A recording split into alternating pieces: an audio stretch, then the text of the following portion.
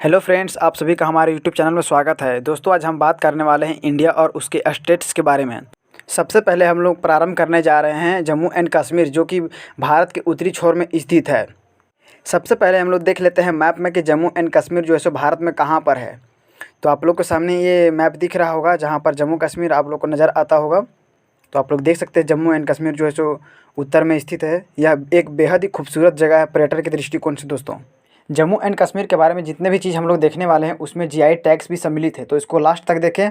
और इसमें GI tags जो है मैं इसको लास्ट में बताऊंगा। फ्रेंड, जैसा कि आप सबको पता होगा कि जम्मू एंड कश्मीर जो था सो हमारा पहले एक राज्य हुआ करता था, लेकिन अब वह एक केंद्र शासित प्रदेश हो गया है। इसका कारण यह है कि दोस्तों, हमारी संविधान में आर्टिकल 370 के तहत जो है सो जम्मू कश्मीर को विशेष प्रावधान दिए गए थे, लेकिन 2019 में जो है सो इसको समाप्त करके यह जो आर्टिकल है उसको हटा दिया गया है और इसे केंद्र शासित प्रदेश बना दिया गया है। तो सबसे पहले हम लोग जान लेते हैं कि 370 के अंतर्गत जो है सो जम्मू कश्मीर में क्या प्रावधान दिए गए थे, 370 क्यों लाया गया, जम्मू कश्मीर को केंद्र शासित प्रदेश क्यों बनाया गया। इसके बारे में जानने से पहले मैं आपको कुछ बताना चाहता हूं कि जम्मू कश्मीर जो राज्य जो हम लोग देखने जा रहे हैं, इसके बाद मैं आपको जितने भी स्टेट्स भारत में आते हैं उन सभी स्टेट्स को मैं एक एक करके आपको जो है सो बताता जाऊँगा, जिसमें पर्यटन स्थल, नदी, पहाड़, पर्वत एवं अन्य सभी जानकारियाँ जो है सो मैं आपको दूंगा। तो आप लोग हमारे साथ बने रहेंगे। तो चलिए इसी के साथ हम लोग प्रारंभ करते हैं धारा 370 के तहत जो जम्मू कश्मीर में विशेष प्रावधान दिए गए थे। तो हम लोग सबसे पहले जानेंगे आर्टिकल 370 के बारे में जानेंगे। मैं आपको यहाँ बताना चाहूँगा कि पहले हमारा जो भारत था वह राज्य में नहीं बल्कि प्रांतों में विभक्त था और सारे प्रांत मिल करके भारत का निर्माण किए गए हैं।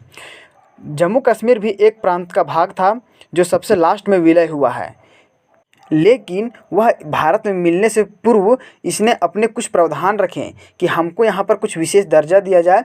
हमारे भारतीय संविधान के आर्टिकल 370 के तहत जो है जम्मू कश्मीर को विशेष प्रावधान प्रदान किए गए, जिसमें उसके अपना एक संविधान, अपना ध्वज और प्रशासनिक स्वायत्तता दी गई थी।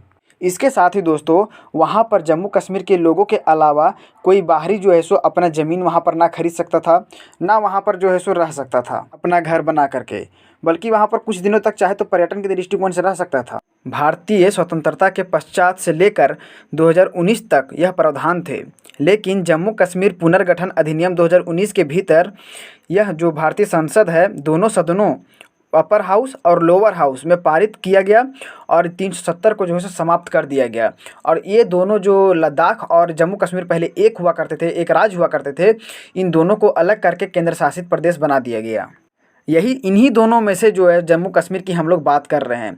तो आइए अब हम लोग जम्मू कश्मीर की सीमा देख लेते हैं कि पहले कहाँ थी और यह जो अभी वर्तमान समय में किस किस से यह सीमा साझा करती है। यह जो मैप आप देख पा रहे हैं, यह संपूर्ण जम्मू कश्मीर का क्षेत्र है। जो ऊपर में यह पीओके का क्षेत्र आपको दिख रहा होगा, यह अभी पाकिस्तान के कब्जे में है। और यह क्षेत्र अक्साई चीन है, जो अभी वर्तमान समय में चीन के कब्जे में है। यह 1962 में जो है सो युद्ध में हम लोग से छीन लिया गया।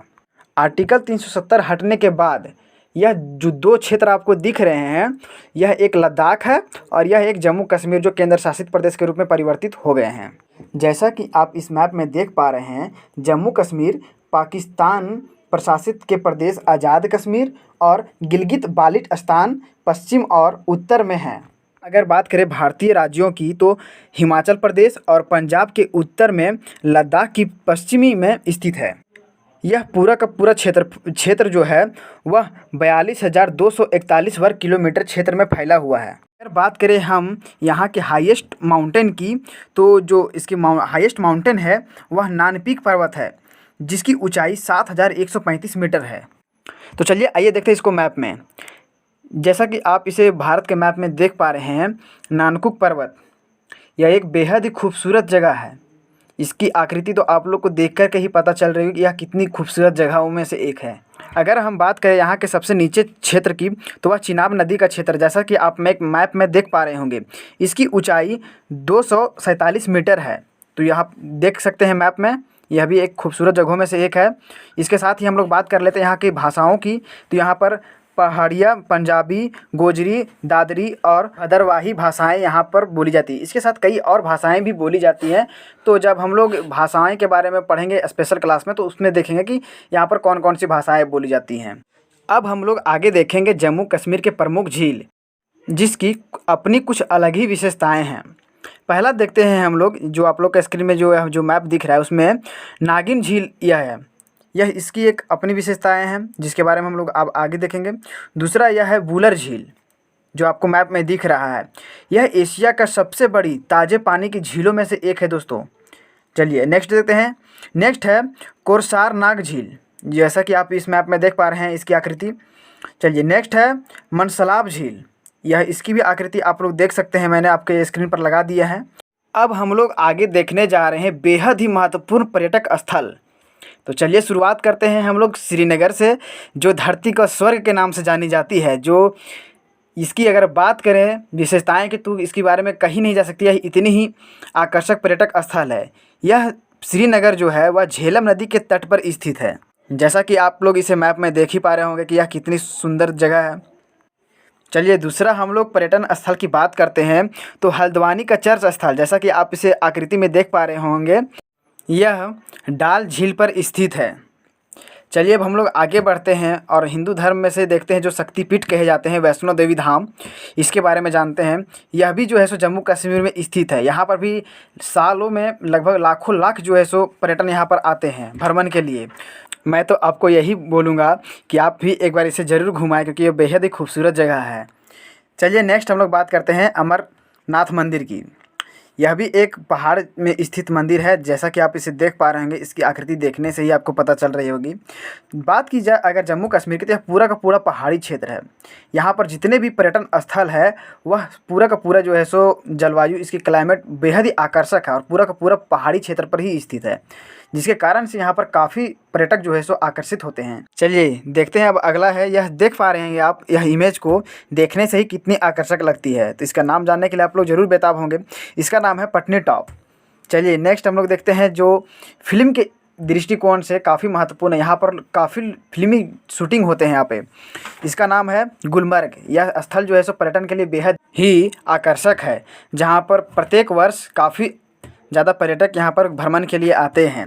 अब हम लोग अगर बात करते हैं यहाँ की नदियों की, तो यहाँ पर काफ़ी सारी नदियाँ हैं, लेकिन यहाँ पर 3 प्रमुख नदियाँ हैं, जैसे चिनाब नदी, झेलम नदी और रावी नदी। जैसा कि आप स्क्रीन पर देख पा रहे होंगे, चिनाब नदी का क्षेत्र मैंने आपको दिखाया है, जो देख पा रहे हैं आप लोग कितना बेहतरीन सुंदर क्षेत्रों से होकर के यह अब पाकिस्तान की ओर जो है सो प्रवेश करती है। चलिए अब मैं आपको झेलम की आकृति दिखाता हूँ। ये देख पा रहे हैं आप लोग झेलम की आकृति आप लोग के सामने, कितनी आकर्षक जगहों में से एक है। यह बेहद ही खूबसूरत जगहों से होकर के यह गुजरती है। इसके बारे में तो मैंने आपको पहले ही बताया कि यह धरती को स्वर्ग कहे जाने वाले श्रीनगर क्षेत्र से होकर के ही आती है यह, तो आपको पता ही होगा। चलिए नेक्स्ट है यह रावी नदी, जैसा कि आप लोग स्क्रीन पर देख पा रहे होंगे। आइए हम लोग देखते हैं जम्मू एंड कश्मीर के जोग्राफिकल इंडिकेशन के बारे में, जो मैंने कश्मीर ऑब्जर्वेशन वेबसाइट से निकाला है। तो सबसे पहले देखते हैं हम लोग कनी शॉल। इसमें पहला पॉइंट देख लेते हैं, यह पुराने हस्तलिपि में से एक है। दूसरा, यह शॉल पश्मीना धागे से बुने जाते हैं। आप स्क्रीन में इसके साथ इसके फ़ोटो भी देख सकते हैं। दूसरा पॉइंट हम लोग देखते हैं कश्मीरी पश्मीना। इसमें एक पॉइंट्स आता है, हिमालय के लद्दाख क्षेत्र में पश्मीना ऊन का एक पारंपरिक उत्पादक लोग चंगपा के नाम से जाने जाते हैं। इसकी तस्वीर आप जो है सो हमारे स्क्रीन पर देख सकते हैं। चलिए आगे बढ़ते तीसरा पॉइंट देख लेते हैं। तीसरा पॉइंट है कश्मीरी सोजानी क्राफ्ट। इसके बारे में हम लोग कुछ समझते हैं। तो सोजानी क्राफ्ट जो है वह कश्मीरी भाषा में सोजान शब्द का एक मतलब होता है बुद्धिमान। तो अगर हम कश्मीरी शब्द सोजान को सोजानी की उत्पत्ति मानते हैं तो इसका मतलब है कि एक बुद्धिमान व्यक्ति द्वारा किया गया शिल्प का कार्य सोजानी क्राफ्ट के नाम से जाना जाता है। इसकी तस्वीर आप हमारे स्क्रीन पर देख सकते हैं और समझ सकते हैं कि सोजानी क्राफ्ट है क्या चीज़। नेक्स्ट पॉइंट है हमारा कश्मीरी वॉलनट वुड कर्विंग। इसके बारे में मैं कुछ जानकारी दे दूँगा जिसके आप पढ़ सकते हैं, और इसकी मैंने एक तस्वीर भी लगा दी जिससे आप समझ सकते हैं कि यह चीज़ है क्या। चलिए अब आगे बढ़ते हैं, देखते हैं पांचवा खातम बॉन्ड। इसकी तस्वीर मैंने आपको दे दी, इससे आप समझ सकते हैं कि इसके साथ ही मैंने 6 नंबर भी आपको दे दिया है, इसकी तस्वीर और आप इसके नाम देख सकते हैं। चलिए आगे बढ़ते हैं, आगे है कश्मीरी सफ्रॉम। इसकी तस्वीर भी मैंने दे दी, इसके बारे में भी आप लोग देख सकते हैं। 8वां है कश्मीरी बासमती। इसके बारे में भी आप देख सकते हैं, जो भी तस्वीर दे दी और आप इसे समझ सकते हैं। आई होप आपको हमारी जानकारियाँ पसंद आई होंगी, तो हमारे चैनल को लाइक शेयर एंड सब्सक्राइब करना ना भूलें दोस्तों। Thank you.